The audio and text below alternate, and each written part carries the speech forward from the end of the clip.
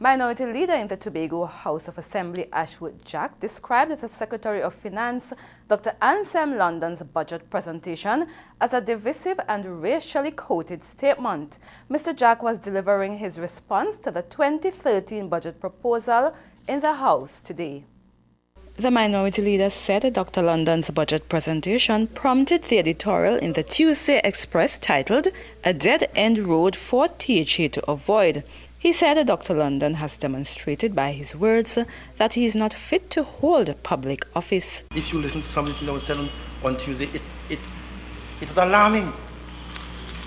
Madam Presiding Officer, the sad thing is he was never voted in by Tobagonians, but foisted upon us for the past 12 years by an equally irresponsible Chief Secretary.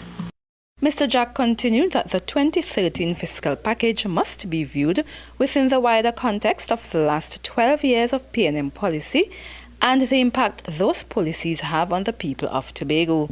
He said a budget statement should clearly articulate the strategic directions in which the government intends to take the island, its people and the economy.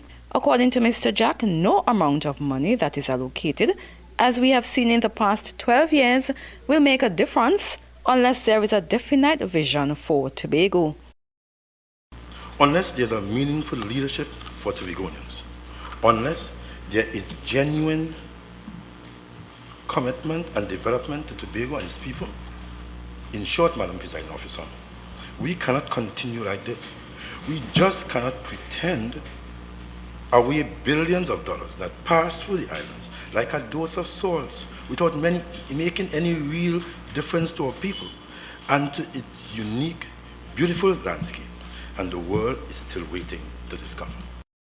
Mr. Jack went on to point out that Tobagonians have been forced to live with a visionless and uncoordinated approach to planning and socio-economic development. He said Dr. London must tell Tobagonians what is the development vision which has informed the budget over the past years. He added that after 12 years and over $20 billion, the P&M administration comes to the House to talk about the lack of quality data from the Central Statistical Office. He explained that without the relevant data on the social and economic conditions, one cannot plan strategically to improve the living conditions of the population.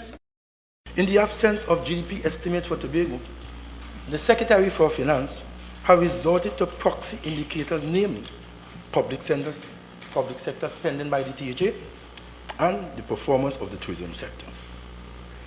Madam Presiding Officer, the failure of this administration over the last 12 years to build a Tobago-specific data collection and monitoring infrastructure cannot and should not be allowed to go unpunished. Mr. Jack stated that this is another indicator which serves to confirm the gross incompetence and the lack of vision that have characterized the P&M administration's management of Tobagonians' business for the last 12 years.